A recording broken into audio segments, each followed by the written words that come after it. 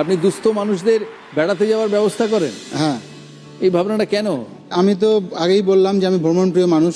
তো আমরা যখন বেড়াতে যেতে চাই, কোনো জায়গায় একটা প্ল্যান করলাম, তখন আমরা কি করি যে আশেপাশের বন্ধু বান্ধব বা পরিচিত যে আছে যে ওই জায়গায় গেছিলো, যে কাশ্মীর যেতে চায়, তো একটা ট্যুর কিভাবে গেছে, কিভাবে ট্যুর প্ল্যান করব, কোন জায়গায় থাকবো, গাড়ি কি, হোটেল কি, সব জানতে চাই।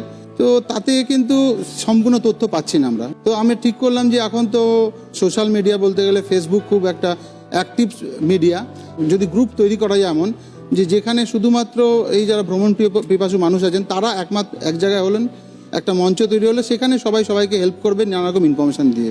তো সেই হিসাব থেকে আমি 2018 সালের আগস্ট মাসে আমি একটা গ্রুপ তৈরি করি ফেসবুকে। গ্রুপটার নাম বাঙালির বেড়ানো। তো কয়েক মাসের মধ্যেই দেখি প্রায় 10,000 মেম্বার জয়েন করে এবং বিভিন্ন রকম কমেন্ট আসতে থাকে যে আমরাও বেড়াতে যেতে চাই, আমাদের স্বপ্ন কি কখনো সফল হবে, আমার সামর্থ্য নেই, আমার সম্বল নেই, কিন্তু আমি চাই পাহাড় দেখতে বা আমি চাই সমুদ্রের নোনা জলে পা ভেজাতে। আমরা একটা গ্রুপ মিট করলাম, গ্রুপ ট্রিপের একটা ফাইনাল করলাম। কিন্তু বাড়িতে এসে ভাবলাম যে এই যে যারা বলছে, প্রতিদিন আমাকে কমেন্ট করছে, বিভিন্নভাবে মেসেজ করছে, তো সারা জীবন তারা কি ক্যালেন্ডারের পাতাতেই দেখবে? আমি একটা প্ল্যান করলাম যে আমরা যখন কোথাও একটা বেড়াতে যেতে চাই, তো অ্যাপ্রক্সিমেট একটা খরচা দিই 6,000। তো দেখলাম যে না, 5,500-এর মধ্যে কিন্তু ব্যাপারটা মিটে যাচ্ছে আমার।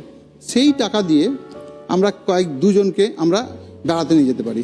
এবং কিছু মানুষ আছেন সহৃদয় ব্যক্তি আমাদের গ্রুপেই, যারা আমাকে ডাইরেক্টলি টাকা ফান্ডিং করছে। আমিও নিজেও দিই, কারণ আমার মোটামুটি যা চাকরি করি চলে যায় সংসার আমার, এই টাকা নিয়ে আমি কোনো নিজস্ব প্রয়োজন আমার মেটাই না। বছর খানেকের মধ্যে আমরা 5-6টা ট্যুর করলাম।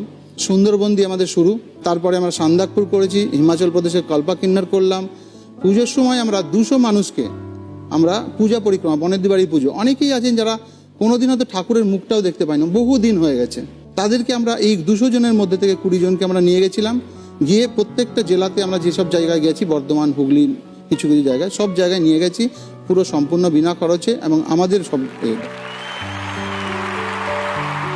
রিজার্ভ ব্যাংকে কোন ডিপার্টমেন্টে কাজ করেন? আমি কারেন্সি প্রিন্টিং এ আছি। Currency printing? হ্যাঁ।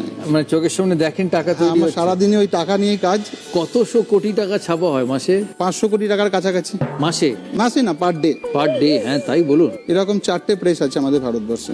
একটা পশ্চিমবাংলায়, একটা পশ্চিমবাংলার শালবনীতে, আর একটা আছে কর্ণাটকের মাইসোরে, আর একটা আছে মধ্যপ্রদেশের দেবাস বলে একটা জায়গা আছে, আর একটা আছে নাসিক, মহারাষ্ট্রের। এই 4টে জায়গায় টাকা ছাপা, মানে 15,000 কোটি টাকা প্রতি মাসে চাপা হচ্ছে, যাচ্ছে। তো সেই জন্যই আমার টাকার প্রতি সারাদিন তো টাকা নিয়ে বসে আছে। আমার টাকাটা আমার কোনো লাগে না, ওটা কাজ আমার মনে হয়। আমার মেন নেশাটাই হচ্ছে ওই গরিব মানুষদের, দুস্থ মানুষদের আমরা বেড়াতে নিয়ে যাওয়া। এবং আগামী দিনে আমার একটা প্রোগ্রাম আছে, এই রিসেন্টলি আমরা করব, একটা বৃদ্ধাশ্রমের থেকে আমরা 30 জনকে, আমরা আবাসিক যারা আছেন প্রত্যেককে নিয়ে গিয়ে আমরা 2 দিনের জন্য মায়াপুরে ট্রিপ করাবো একটা। মায়াপুরে? কারণ অনেক বৃদ্ধ মানুষ আছেন যাদের হয়তো বাড়ি থেকে ছেলেমেয়েরা টাকা পাঠাচ্ছে, তাদের হয়তো দৈনন্দিন যে জীবনযাপনের জন্য যেটুকু দরকার সেটা চলে যাচ্ছে, কিন্তু সেই মায়ের মনের ব্যাপারটা কিন্তু কেউ ভেবে দেখছে না। সেই মা হয়তো ভেবেছিল আমি একদিন কাশী বিশ্বনাথ যাব, বা সামান্য মায়াপুরই কাছেই, কিন্তু কে নিয়ে যাবে তাকে? তার জন্য আমরা আছি। জোরে হাততালি ওনার জন্য। কার প্রশ্ন নেবেন?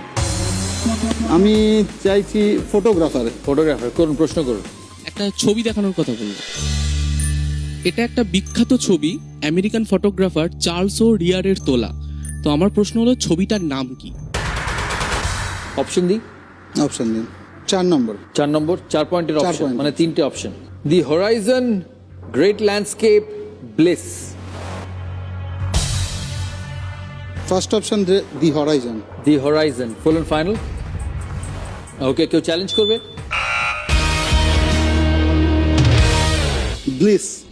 আপনি বলছেন ব্লিস, 8 পয়েন্টের চ্যালেঞ্জ। আর কেউ চ্যালেঞ্জ করবে? সঠিক উত্তর, well done, bliss. Bliss is the right answer. 8 point Indranil Babu.